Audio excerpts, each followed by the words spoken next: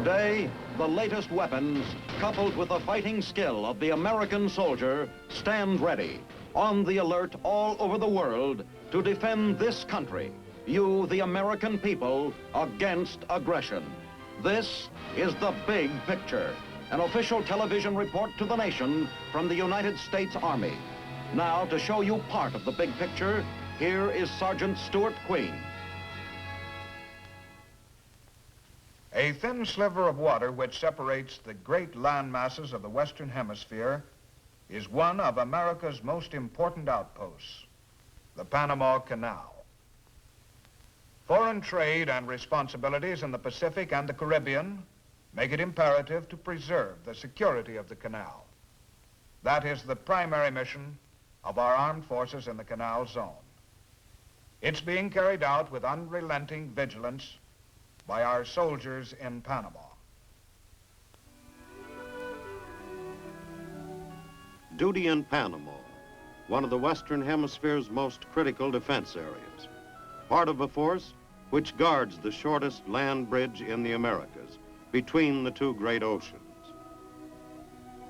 I'm part of the detachment at Fort Kobe. It's one of the Army posts that protects that narrow channel which connects the Atlantic and Pacific Oceans. Our outfit goes through its paces in close order drill at a spot right close to an airstrip.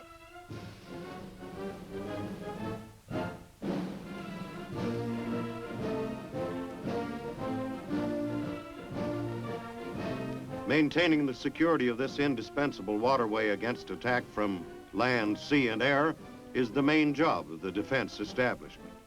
Down here, the services work in close cooperation. Headquarters for the Unified Command is at Quarry Heights. It's located in a colorful tropical setting.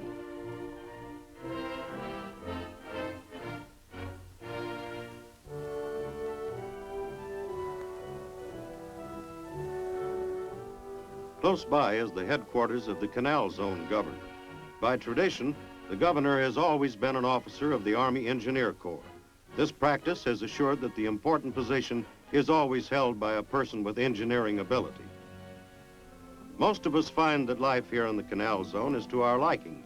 We live in comfortable barracks and find plenty of ways to enjoy ourselves in off-duty hours. American-style radio programs are brought to us by the Armed Forces radio stations. The mechanics of living here is just about the same as back home. Our supermarket is the Army Commissary Store. Sells everything, and it doesn't take long for the latest fashions to arrive and make the ladies happy. Sports are the major recreation for most, and there are many good facilities. The golf links and the tennis courts get a good play. There are some excellent bowling alleys in the zone and some darn good bowlers to play them.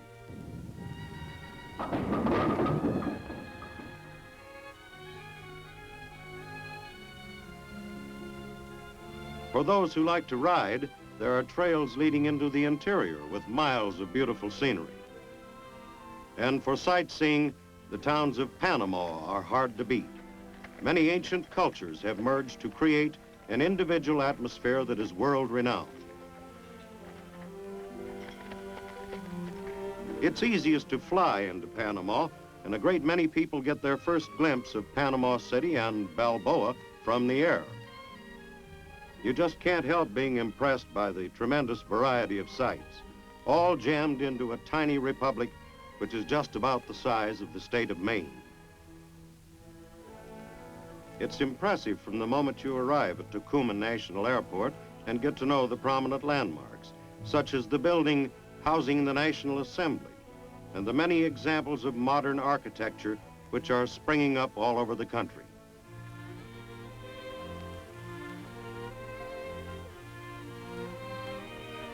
The homes are up to date and comfortable. The National Theater has been the scene of much intense comedy and drama. The works of the greatest playwrights have been performed here. Most of the population of Panama is in its cities, and many thriving businesses make their living through working for the Canal Company. Of the nation's 750,000 population, 60% are of mixed Spanish and Indian blood, sometimes called mestizos. But there are many other races which have contributed to the making of a Panamanian.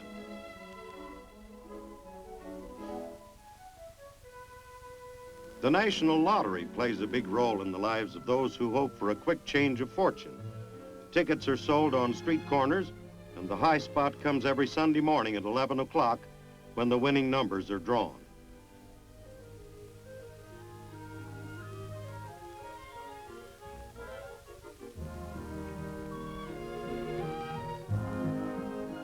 The streets are normally bustling with activity, but from 12 to 2 each afternoon, it's difficult to find a soul. It's siesta time. Panama's Republican government is a half-century old.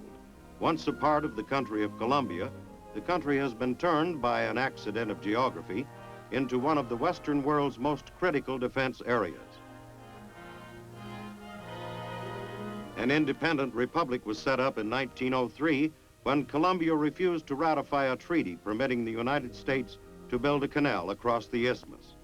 The current government is elected and consists of a legislature, a judiciary, and an executive.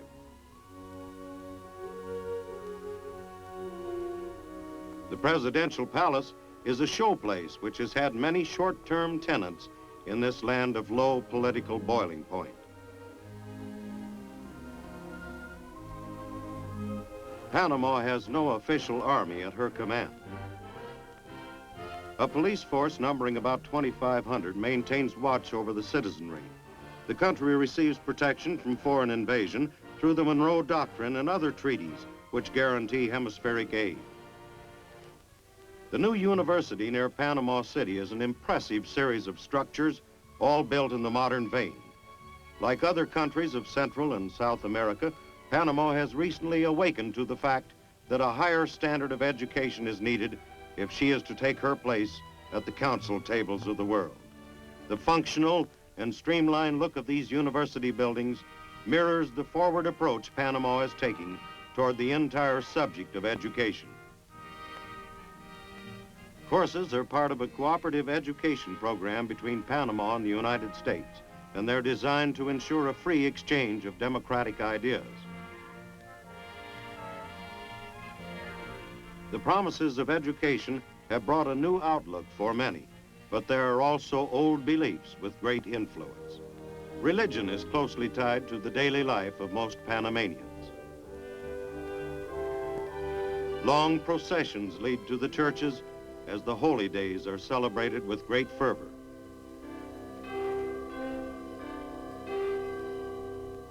The architecture of many places of worship shows the influence of early European settlers. Ruins of the Church of San Domingo recall the exploits of the buccaneer Sir Henry Morgan, who sacked Panama City in 1671, and who carried away much of the treasures which had come over the King's Bridge from Peru for shipment to Spain. Yes, there are plenty of relics of historic Panama which link the people to 15th and 16th century Spain when the conquistadors discovered the isthmus and left their imprint on the land and its people. This monument is to the explorer Balboa, who in the year 1513 became the first European to gaze upon the Western Ocean, which was later called the Pacific.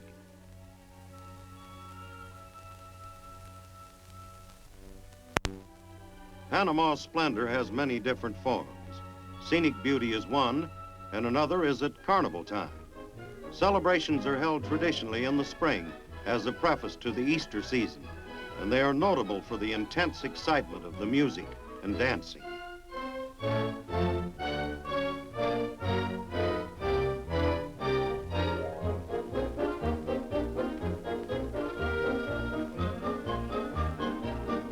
The beat of the bongo drums throbs through the city during the days and far into the night at fiesta time. Nightclubs are another source of entertainment, and the bill of fare is just about the same caliber as one can find in any large city back in the States.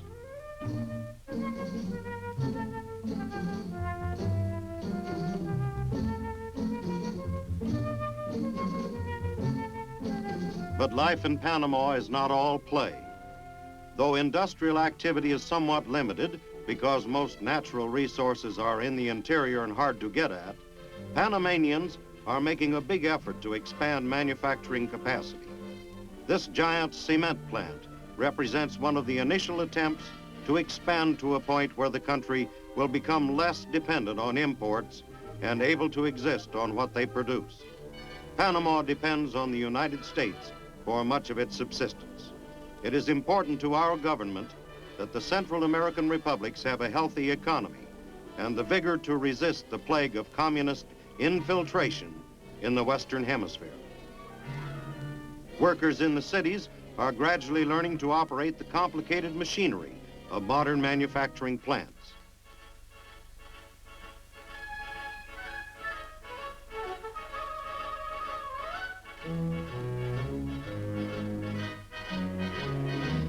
But it is not the same story in the interior, as you discover when you leave the concrete highways and push back into the agricultural regions.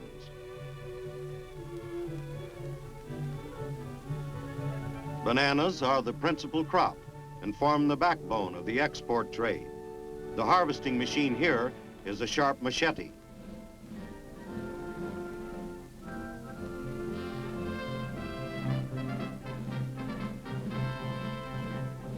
One slash and the fruit is off the tree and taken to be washed.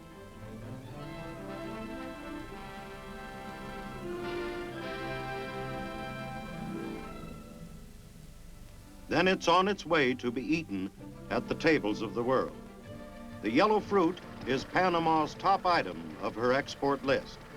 Most of the plantations are financed by American business firms, and the United States is the principal purchaser of each crop.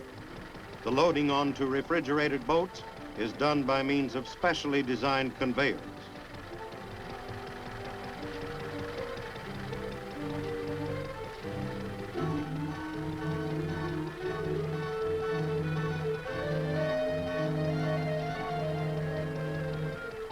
But bananas are not the only source of revenue.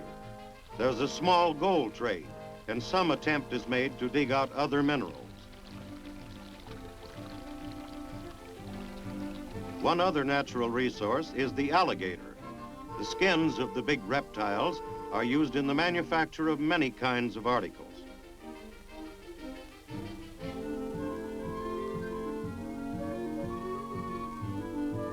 Smaller members of the gator family are used in their entirety.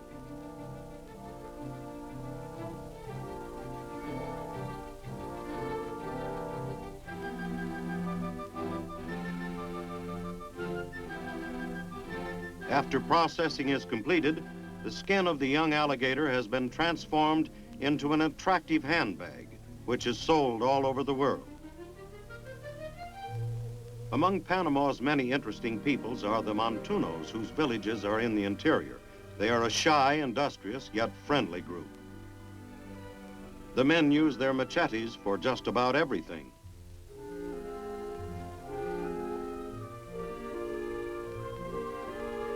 Modern ways of life are taking a long time and making themselves evident in the patterns of the Montunos.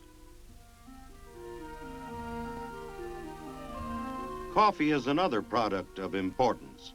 The stubby trees cling to the slopes of volcanic peaks which divide the isthmus.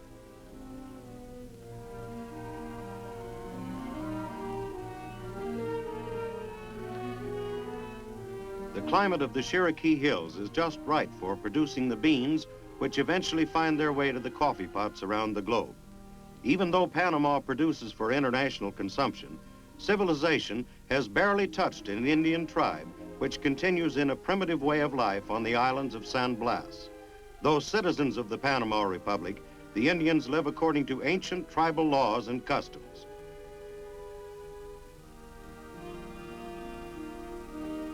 A big part of Panama's future lies in the development of power. Big hydroelectric projects, like the plants at the Madden and Gatun dams, are part of Panama's tomorrow. These installations furnish power for Panama City and the Canal Zone.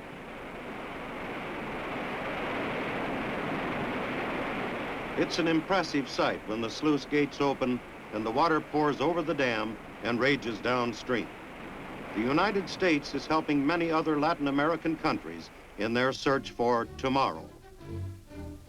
I'm an instructor at the USAR Carib School, and that's the first look my students get of Fort Gulick. Most of them arrive by air when they come here to attend the Latin American Students Division of the school. These students come from countries in Central America, the Caribbean, and South America. They're screened by members of our military missions in their countries, and if they are qualified, can receive instructions which supplement the training programs of our missions. They represent the best of their respective countries and are an important part of their nation's hopes for a secure future. They all start this part of the journey the same way, a little tired from the trip, but excited about what lies ahead. Now they're on their way to work with the latest tools of the soldier. It's the beginning of an experience that is important to the student, his country, and the entire spirit of Latin American cooperation. Fort Gulick is on the Caribbean side of the canal and is the home of the USAR Carib School, which is a consolidation of all United States Army schools in the Caribbean area. It offers students from Latin American armies a wide variety of military courses.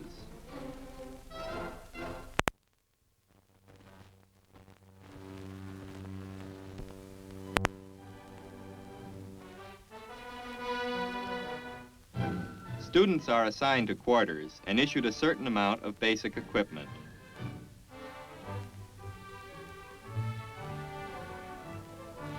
They attend classes in their specialties.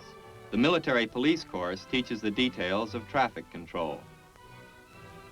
Water purification is the responsibility of the engineers, a constant and important problem in the tropics. The engineer division conducts one of the lengthiest courses. Instruction is over a period of 20 weeks, and students must have a thorough knowledge of mathematics. Soldiers taking the courses in cooking and mess management feed all personnel in the school. The chow line is a very popular place, as many of the students from far-off countries learn to eat some of our foods for the first time.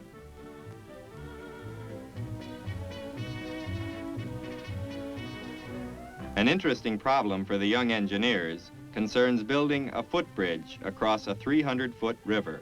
Members of this class cooperating on a common project are from 3 different countries of South America: Bolivia, Paraguay, and Colombia.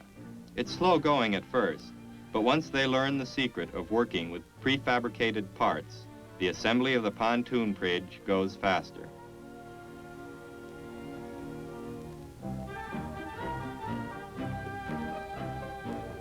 It takes just 8 minutes to complete the span so that troops can cross the river without inconvenience.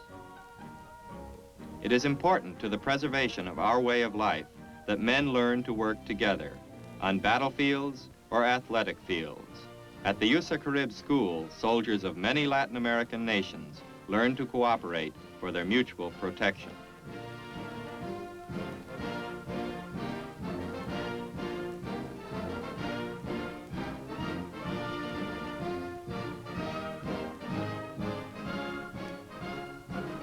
The big reason for the interest of the United States in Central America is a thin sliver of water. The dream of a canal through Panama dates from as long ago as the beginning of the 16th century. At one time or another, many powers considered plans for connecting the 2 great oceans. But it wasn't until 1903, when the United States signed a treaty with the new Republic of Panama, that a plan was adopted and eventually completed. 300 million cubic yards of earth were excavated in 7 years of construction that concluded with the building of the tremendous locks. A narrow ditch across the tiny stretch of land became the means of solving a major problem of inter-ocean travel. Ships no longer needed to sail around Cape Horn. The savings in time, distance, and money were tremendous. A tiny insect had been the deadly enemy of the builders. It was the Anopheles mosquito, product of the swamps. carrier of malaria and yellow fever that had caused the French attempt of the 19th century to be abandoned. Rigid health regulations and sanitation methods instituted by Colonel William C. Gorgas solved the problems which had stymied the French. The fight against disease has never been relaxed. A vigilant insect control program for the canal zone brings the attack right into the swamps, to places where disease is born.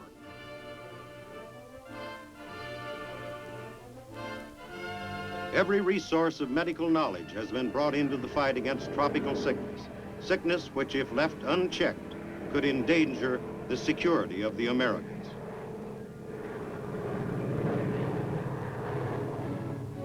Incidents of formerly fatal tropical diseases of Panama have all but been eliminated due to constant protective measures aimed at destroying the insects' breeding grounds. A major achievement in the building of the canal was that disease was conquered first. About 5,000 ships make passage through the Big Ditch each